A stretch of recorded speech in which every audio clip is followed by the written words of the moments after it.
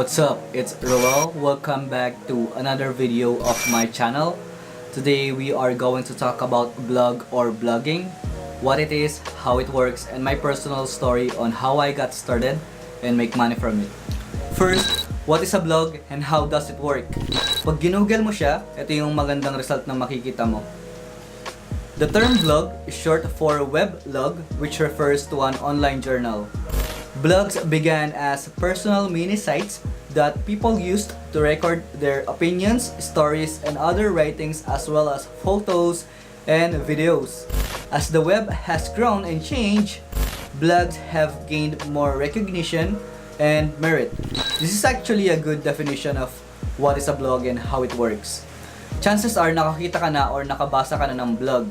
It is very similar to a website, but it can just be part of it. For the past few years until today naman, people use and create a blog to serve as their personal online diary, journal, or even a book. But nowadays, even professionals, companies, and organizations have been using it to connect with their prospects. Personally, I think that blogging is fun, empowering, and a great way to build your brand, whether it's personal or a group. Now, before ko i-share yung story ko, there's something you need to know. One of the things that you need to decide before you even start blogging is the choice of platform.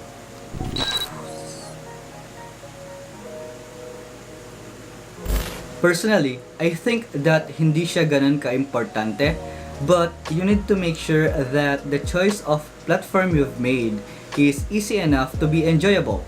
Whether it should have subscription capabilities, abilities to add themes and plugins or external codes, and any other concerns that you might have. However, with that being said, I'll put in a plug for WordPress because it's powerful and simple.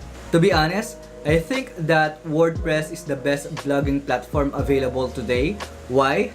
Because whatever feature that you may have found on other blogging platforms, chances are WordPress also has it because it has over 50,000 plugins available for you to use and install. Take note, however, that there are two types of WordPress, the self-hosted one and the free version.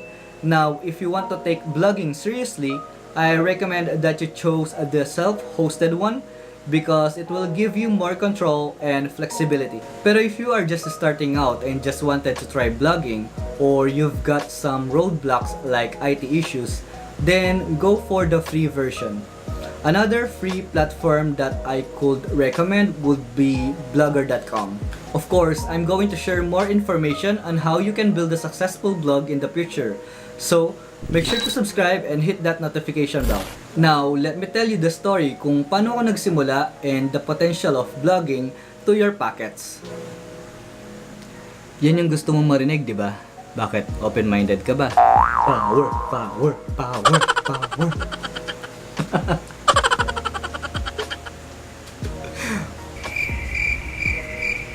Anyway, kidding aside, yup, you can make a lot of money from blogging even when you are sleeping. You might have already known that I've been a creative professional for more than 7 years doing copywriting, marketing, and design.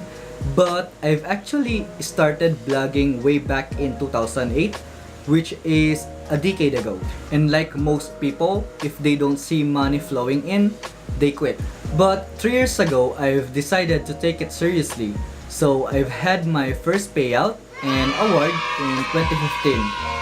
Bottom line, however, is that it didn't happen overnight. Still, I'm glad I didn't quit. I'm glad I never gave up. And I think that one of the secrets in making money and not giving up is gratitude. You know, if I earn 20 pesos per day, that's still 20 pesos and that's a free money. There are families who can't even have that in a day.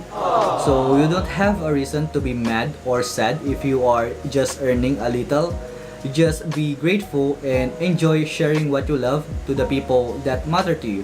Now, there are different ways that you can do to make money on blogging, which I'll discuss individually on separate videos.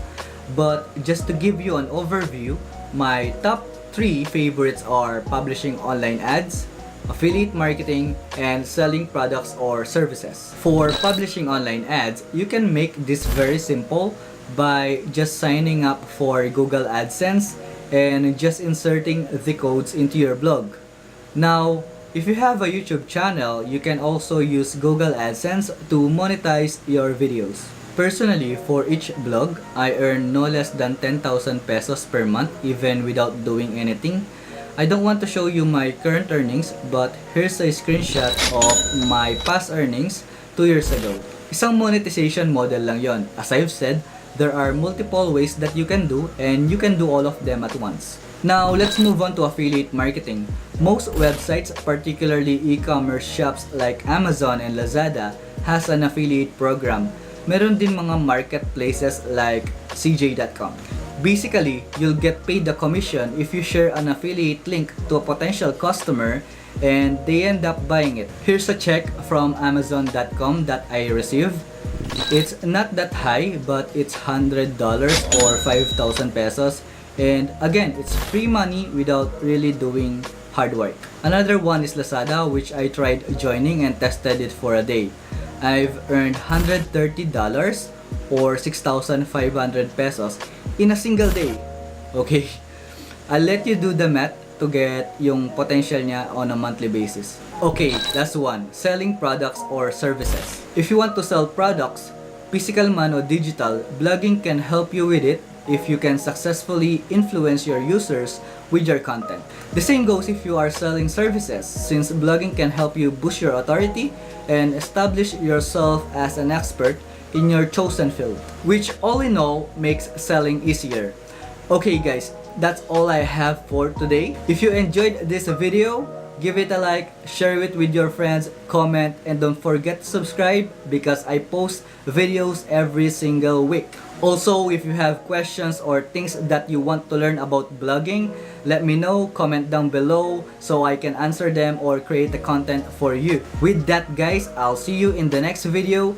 Thank you, much love, peace out.